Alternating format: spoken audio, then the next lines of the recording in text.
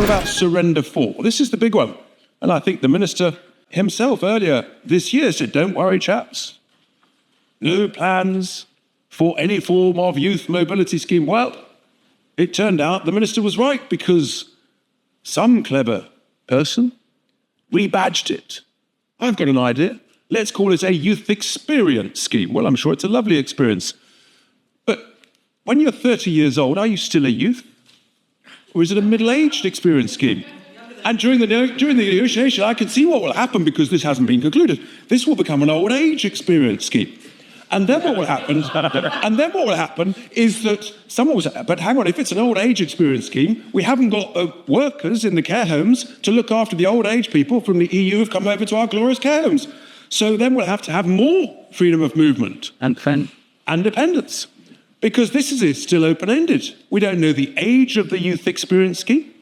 We don't know the duration of the youth experience scheme. We have no idea about the number of youth experience. I'm hoping I will still qualify for this scheme at the age of 60. Of course I will give way to the... Reece, anyway, I, like you, share a burning desire to still be considered young and, alas, have to face the brutal reality. But I just wonder if he has such similar concerns about the 13 other youth mobility schemes that we have with countries around the world. Does he fear the Australians, the New Zealanders, the Canadians, the Japanese, the Uruguayans who come on a youth mobility scheme in the same way that he does Europeans? Or is it that he thinks they're younger and fitter than him? Well, they may well be younger and fitter than my good self, and I'm most grateful. But the truth is, actually, proximity is a big difference. But the concerns of my constituents in Boston, which has received a very significant quantity of net immigration from East European, they haven't seen any Australians in Boston and the like. So I think there is a proximity issue there. But surely it must be right, if you're going to agree a deal, then agree the terms of the deal. And I have to say to anybody in this place, spend a day with me in sunny Skegness. Knock on 1,000 doors with me.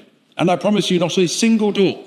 The first thing they will say to you is, I want a youth experience scheme for Johnny or Judy. Not a single one of them will say that. I'm delighted to give way to my honourable friend. I thank my honourable friend for giving way, and I thank the chair for announcing me. With anything, the terms of when the terms are unclear, of course, the big risk is the unintended consequences. With over 60 million people in the EU under 30, would my honourable friend agree with me that the unintended consequences here, given that this scheme does nothing for the immigration issues we're already facing, could be quite severe? Well, this is the point, and the honourable member is bang on, because under 30, you've got some tens of millions. Is it 60 million? Is it 70 million? Who knows?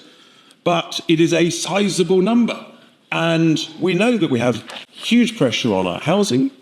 We have a determination to increase wages for British citizens. We've got pressure on our healthcare. So actually, the British people have clearly expressed just a couple of weeks ago in some elections, when they backed Reform UK's net immigration policy of net zero, they said, actually, we quite like that, which is why, of course, we did so well. So I think that there may be a sort of a loss of the ability to listen to the concerns of the British people. I'd be most delighted to give way to my neighbouring MP. Indeed, and I can confirm I've never met an Australian or a Canadian in Boston or in Spalding, actually. But leaving that to one side, isn't the real challenge of this, the real threat of this, even more sinister than the honourable gentleman suggests? Because we have, stubbornly, a huge number of young people not in education, employment, training. In fact, the trend is slightly up. It is a tragedy that those people are trapped without either jobs or learning to get jobs. They will inevitably be competing with people from abroad for those early opportunities to work. Young people who we need to back. And I do fear that unless we get absolute clarity on the length of time and the character of the scheme, it will threaten those young people's chances. Absolutely right. And in my constituency, those young people, they want better jobs, better paid jobs. They don't want our wages being suppressed. Well, then give way. Of course, give way to the honourable gentleman.